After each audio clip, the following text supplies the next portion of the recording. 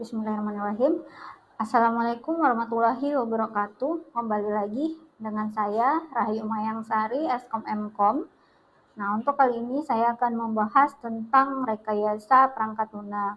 Nah, sebelum masuk ke rekayasa perangkat lunak, di sini saya akan menjelaskan dulu tentang sistem komputer dan perangkat lunak.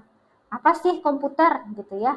Nah, komputer merupakan suatu perangkat elektronika yang memiliki kemampuan untuk menerima dan mengolah data menjadi suatu informasi.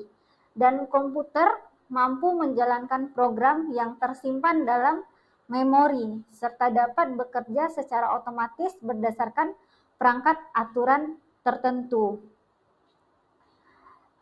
Sebuah sistem komputer tersusun atas 3 elemen ya.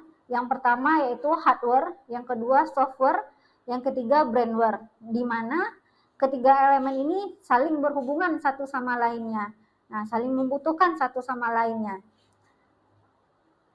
Nah, untuk yang pertama itu hardware atau perangkat keras.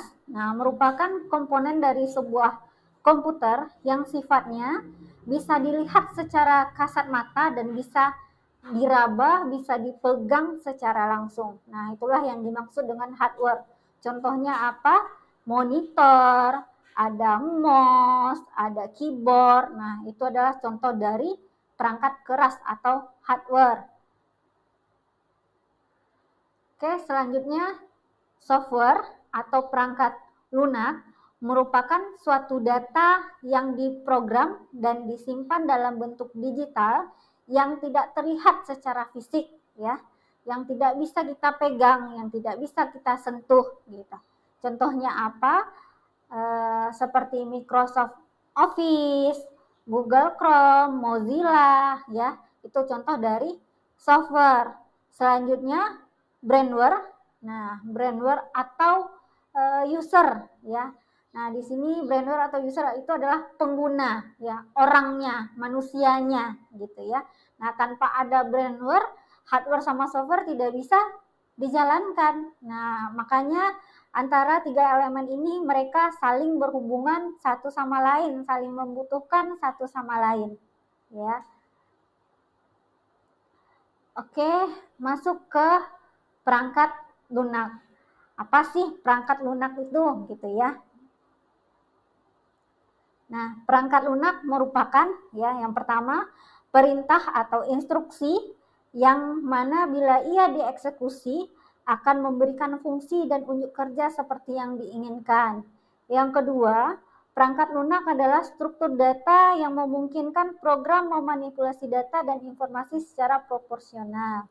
Yang ketiga, perangkat lunak merupakan dokumen yang menggambarkan operasi dan kegunaan program ya.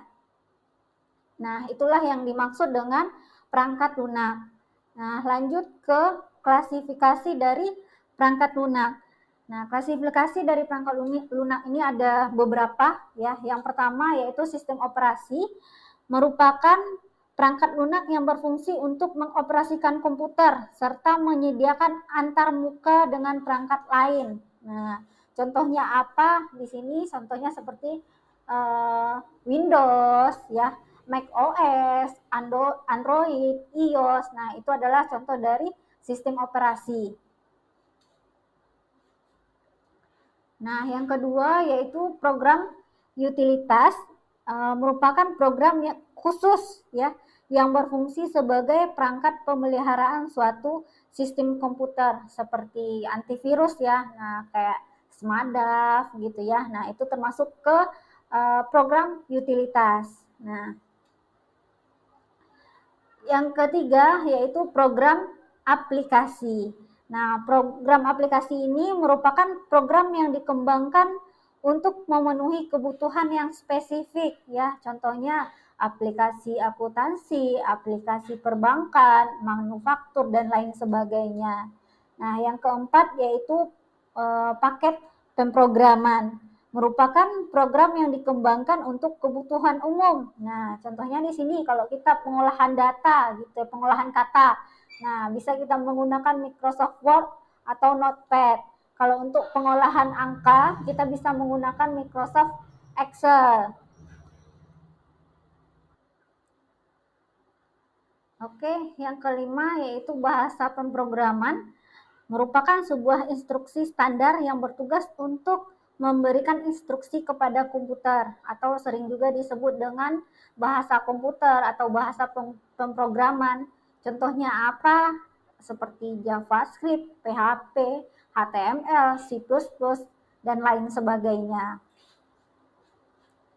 Nah, masuk ke aplikasi perangkat lunak. Nah, perangkat lunak dapat diaplikasikan ya ke berbagai situasi dan lingkungan.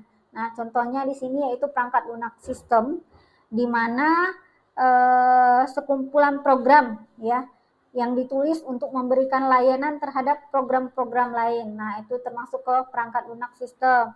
Yang kedua yaitu perangkat lunak real time. Yang ketiga perangkat lunak bisnis. Yang keempat perangkat lunak teknik dan ilmu pengetahuan. Embedded software, perangkat lunak komputer personal, perangkat lunak kecerdasan buatan. Nah, ini contoh dari aplikasi perangkat lunak. Nah, kita masuk ke rekayasa perangkat lunak. Apa itu rekayasa perangkat lunak? Rekayasa perangkat lunak adalah suatu disiplin ilmu yang membahas semua aspek produksi perangkat lunak, mulai dari tahap awal yaitu komunikasi, analisis kebutuhan pengguna, menentukan spesifikasi dari kebutuhan pengguna, desain, coding, testing, sampai ke pemeliharaan sistemnya ya atau maintenance-nya setelah perangkat lunaknya digunakan. Nah, apa tujuan dari rekayasa perangkat lunak? Yang pertama yaitu menghasilkan perangkat lunak yang berunjuk kerja tinggi, andal, serta tepat waktu. Yang kedua, menghasilkan perangkat lunak yang memiliki kekuatan dalam menghadapi berbagai macam ancaman dan gangguan, ya, baik yang dari internal maupun eksternal. Yang ketiga, menghasilkan perangkat lunak dengan biaya produksi yang rendah. Yang keempat, menghasilkan perangkat lunak dengan biaya pemeliharaan yang rendah. Jadi tidak hanya produksi, tapi pemeliharaannya juga rendah gitu ya. Yang kelima, menghasilkan perangkat lunak yang bisa bekerja di berbagai macam platform. Jadi bisa digunakan contohnya berbasis desktop gitu ya. Nah, kalau desktop berarti bisa digunakan di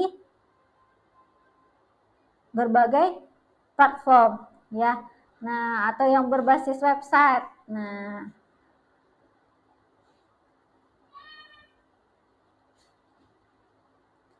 inilah sistem kerja dari rekayasa perangkat lunak ya. Yang pertama, identifikasi dan pemilihan proyek. Yang kedua, inisiasi dan perencanaan proyek.